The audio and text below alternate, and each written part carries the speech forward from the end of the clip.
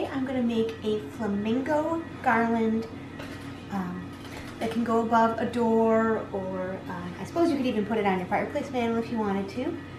Normally you could just buy a garland at the store, a working garland, but I don't have one, and I have a lot of leftover wire, and I have pipe cleaners, so I'm just going to make my own.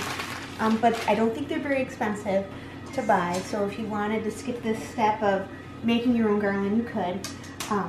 So I've attached one already, just kind of seeing how it would work out, and I'll show you how I'm going to attach the rest.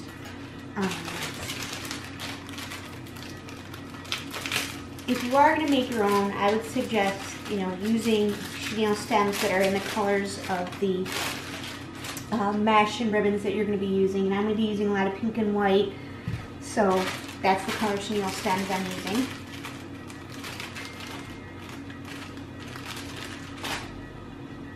And I'm thinking I'm going to place these about every maybe 4 inches or so. So what I'm going to do is twist them around, but then you can see if you just twist that, it's going to slide around, and you don't want it to be moving around once it has its mesh and ribbon on it. So I'm also going to twist the wire around once, which is a little harder because I have kind of thick wire, but it works, and then it won't slide on you like that. So let me show you another one.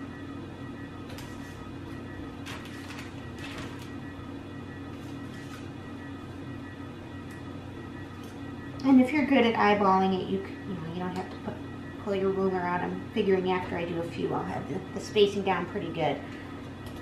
So twisted the chenille stem around once, and then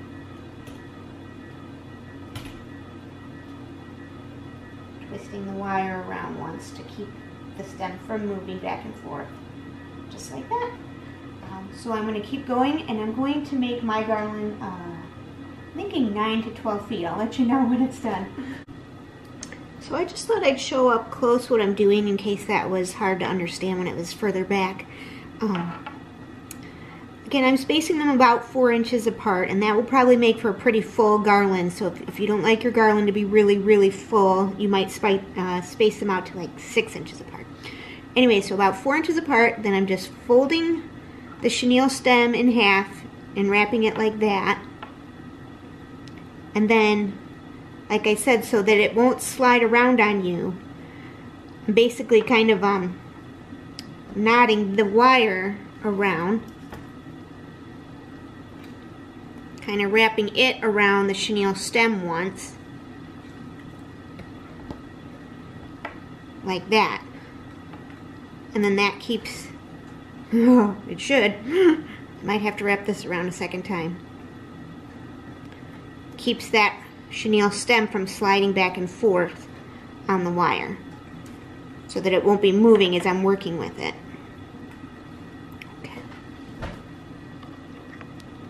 Okay, so I finished putting all of my chenille stems on my wire, and so now I'm ready to start putting my deco mesh on there. And unfortunately I can't tell you where I got these from because I bought them last year and I can't remember. I'm thinking it was either Joann's or Michael's. But I'm going to be using a large pink and a large white, and then I'm going to go back over with small green that I still have some left. I made a flamingo wreath last year and I had all this left, so I thought I'm going to make a garland. So I'm going to start with my white, and I would clamp down the edges just to make it easier so that you're not fighting the form the whole time. If you don't have a clamp, I just happen to have one on these lights here. If you don't have a clamp, you could use probably just something heavy to keep them from moving around on you. But I'm just going to gather the edge up here like that, and I'm going to try to tuck my edges under so that we don't see those. And then I'm just going to fold it just a little bit to try to get rid of as much of that edge as I can so we don't have to see all those frays. And then I'm just going to go ahead and use my white chenille stem to lock that down. And then I'm going to skip, which is actually why I did this every other pattern. That way I don't have to think too hard. I'm just going to skip over the pink chenille and go straight to the white one.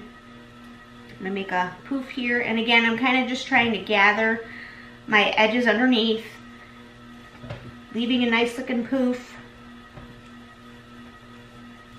and using the chenille stem to lock that down.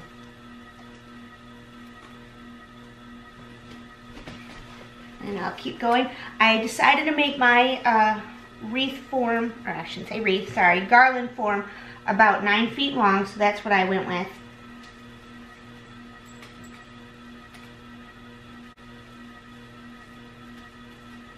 Making sure my poofs look about even.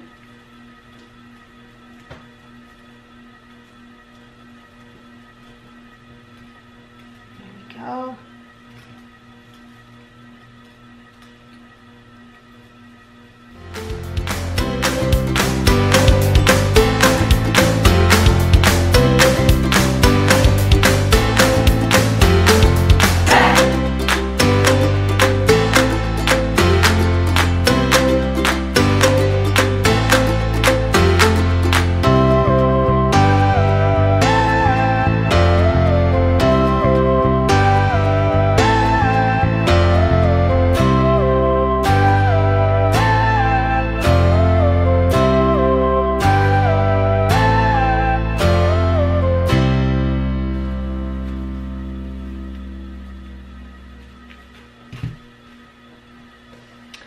Again, so I'm just going to gather this together at the end, and I'm going to kind of tuck it underneath there.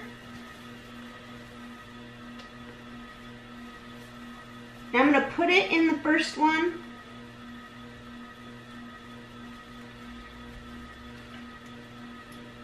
Just so that it extends the full way of the wreath, but then I'm going to start using these pink chenille stems to attach it. So I'll be skipping the white ones, except for on the ends. I'm doing myself a good poof. And then what I'm going to do is also kind of go back and forth. Because you see that where I tied the white one, there's kind of this gap here. So to kind of fill that space up, I'm going to pull the pink across that to get to the next pink chenille stem.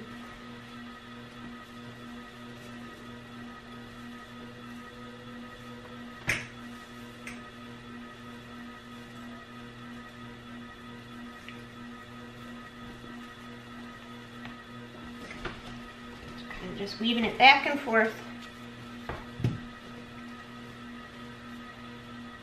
tucking my edges under.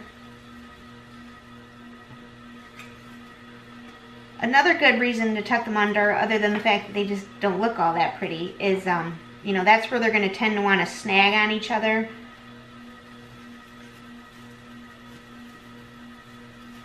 You don't want all your mesh to be all unraveled and snagged when you're done.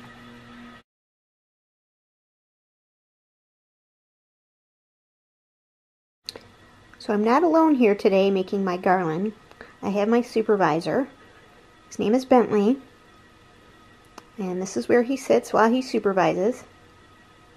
Am I doing okay? He doesn't really seem to care, does he? Well, maybe when it's all done, he'll like it. So the next thing I'm going to do is work on my ribbons that I'm going to attach to the garland. And I have a bunch left over from that wreath that I made that I told you about. And then I bought some more. I believe I got these from Dollar General. And I have that in black and white. And then these are from last year. I'm pretty sure these all came from Joann's. This is from Joann's. This was from Joann's as well. So I'm going to cut my ribbons to be 12 inches long.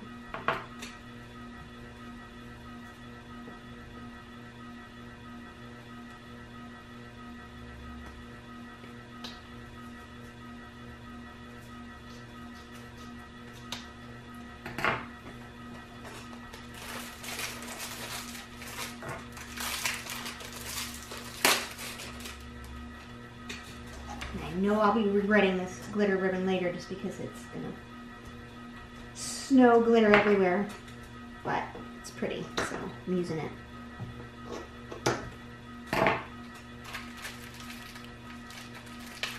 These scissors that I have are Tim Holtz scissors. They say Tonic on them, Tonic Studios. And I usually don't worry about brands very much, but I will say that those are really good scissors. They can cut cardboard. I was making pom-poms, and it gets really hard cutting all that yarn, and they did a really good job with that. The only unfortunate part is I think I did use them on wire. Maybe it was even, you know, this wire. And so they're dull in certain spots from where I did that, so I probably should not have used them on wire, but they're really good on cardboard and yarn. And now that I've used them on wire, I might as well go ahead and continue and not do that to another pair of scissors.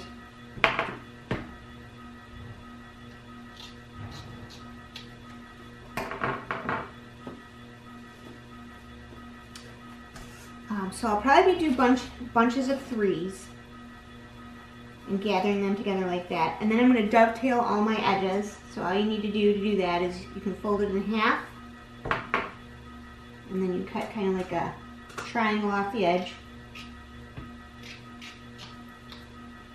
like so. And you can even probably layer them.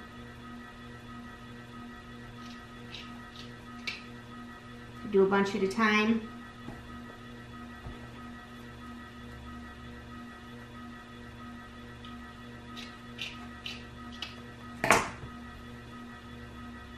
That side done. I'll go through and do this side.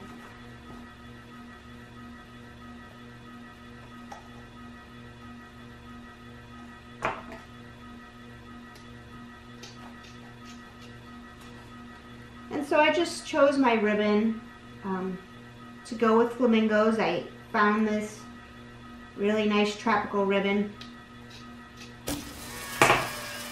And then I'm just basically pulling a lot of the colors that I found in this for my other ribbons to go with. And I think it's nice to vary the textures. You know, this one's kind of, it's not exactly like burlap. It's not as rough, but it's a lot like burlap. And then, you know, the glitter texture, it's kind of sandy feeling.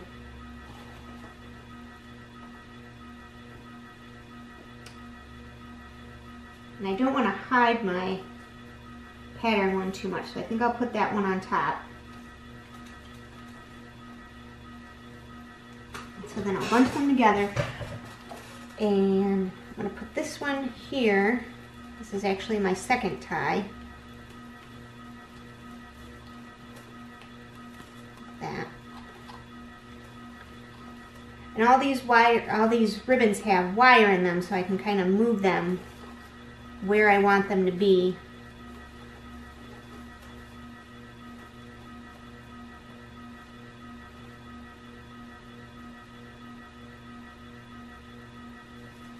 How I think they look good. So that's the first 3, and then the other ones I'm going to use are the black and this green pattern I have, and then this last one. Oh, this one here. This is actually Christmas ribbon, but it's pink and silver, so I thought that that would work okay.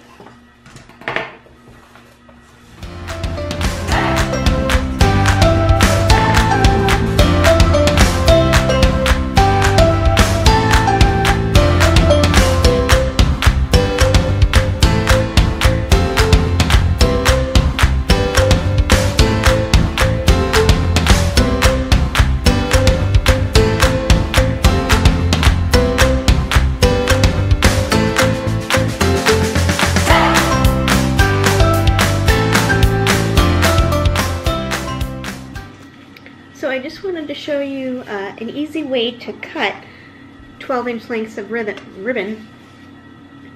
Instead of sitting there and measuring it out and cutting each one individually, you could just wrap it around a ruler. And then after you're done wrapping, you can just cut at the ends. And then if you had a different length that you were cutting besides 12 inches, then you could just say you were cutting 10-inch ribbons, then you could cut out a 10-inch piece of cardboard and wrap it around that. And that way you can get a lot of them done at one time. Let me show you.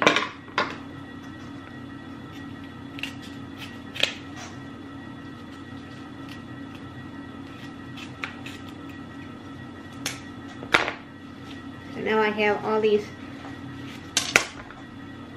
12-inch pieces that I cut at one time. There we go. So that way I can get several done very quickly. And then I just dovetail the edges. Okay, so I'm up on a chair now, and I've finished putting all my ribbons inside of my swag. And so now what I want to do is start adding some greenery. And I have palm branches, and I have flowers, and I have some fern branches. So I'll just be cutting these apart and then attaching them, spreading them out all throughout.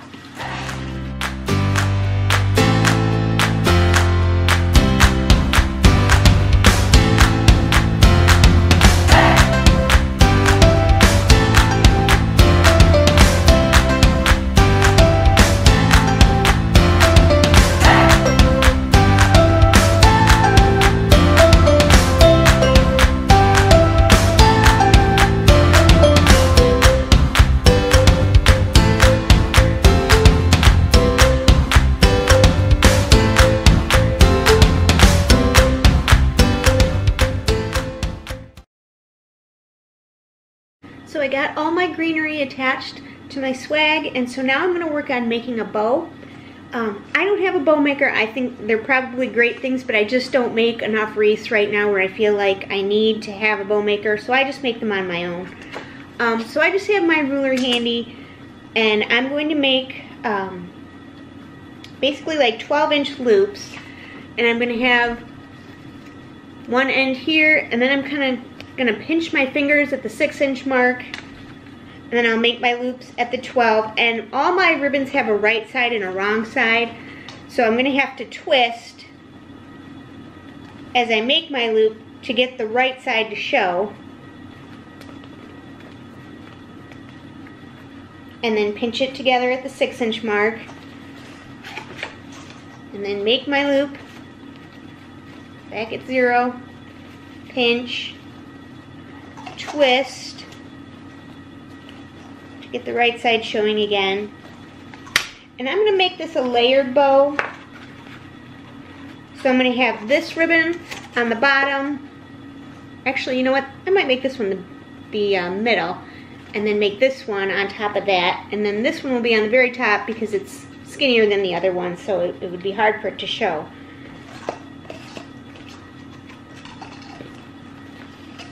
So far I have 2 loops on each side, and I think that's about all I'm going to be able to get out of this one.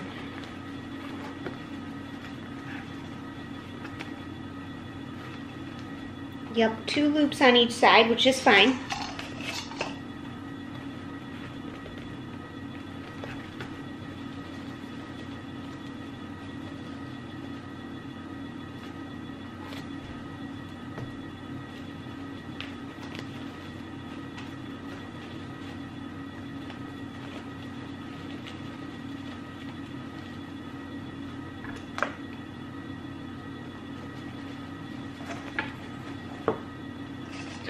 And I knew I didn't have very much of this one. I could just tell by the way the roll was looking. So this one might only be 1 loop of each, and that's fine. And again, it has a glittery side and then kind of just a duller side. So I'm going to have to do some twisting.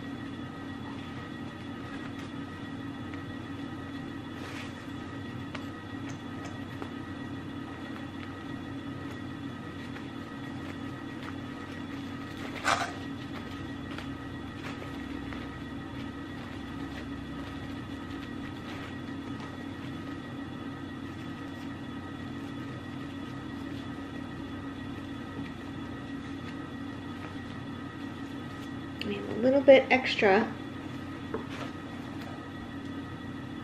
in this one.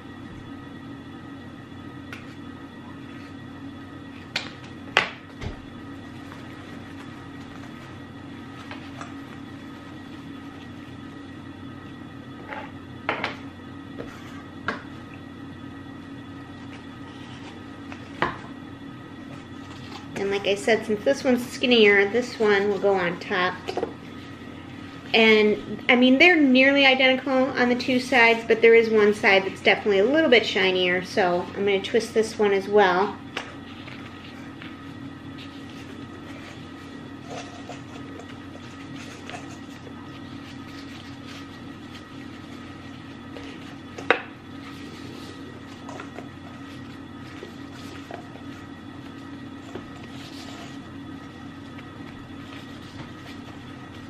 So that I can keep my shiny side on top.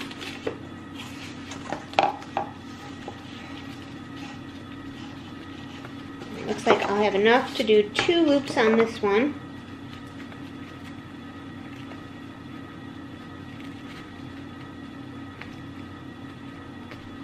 When I was putting my greenery up, I made sure that I left a spot right in the middle where I'm going to put my bow, where I didn't attach any floral or anything that's going to get hidden behind my big bow.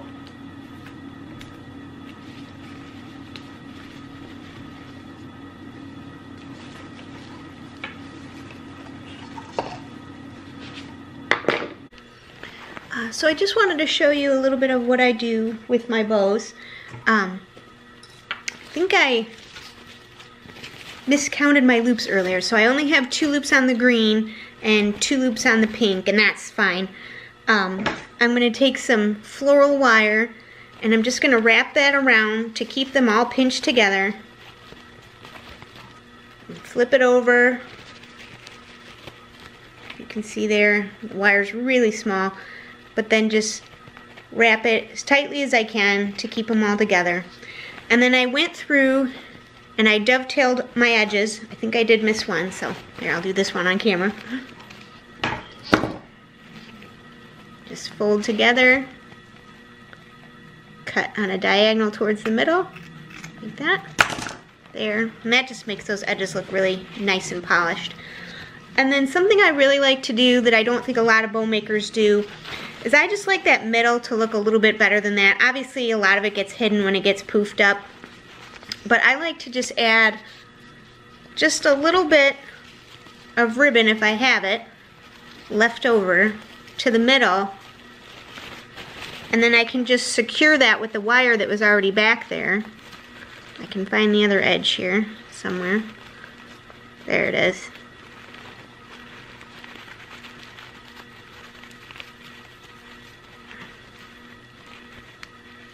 And just wrap that and tie that tight too, so that when I flip the bow over, now the middle's covered with something prettier than the wire. So then I can just go ahead and cut that off. No one needs to see that.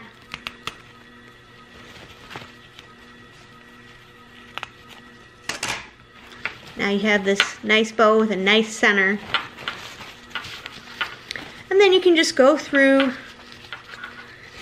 and get all your loops poofed. And I can use that floral wire to attach to the chenille stems that I already have up on my swag. So I've added my bow to my swag, and I've decided that, well, I think it's nearly done. I wanted to add a little bit more to it. So I found these beads that I'd had, I don't even know what you would call them. They're a pick, but I don't know what you call them. But anyways, I had them left over from a previous project, and I thought that I would add them. But I only have 2 and like a partial pick left, so I'm just going to take them and kind of tear off. Won't be easy, but I'll have to use some muscle. Or maybe just something to clip them with. So where I once only had 1 pick, I now have several smaller ones. And then I'm going to go through and just add that. And I think it's going to add a really nice, different texture to the wreath. Since what I mostly have is ribbons and the floral, I think this will be a nice addition.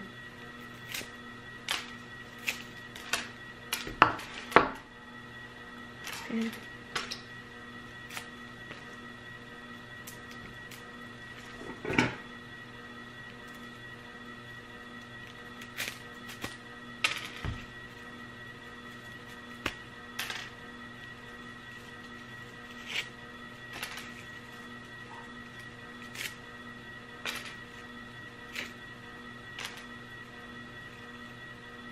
go.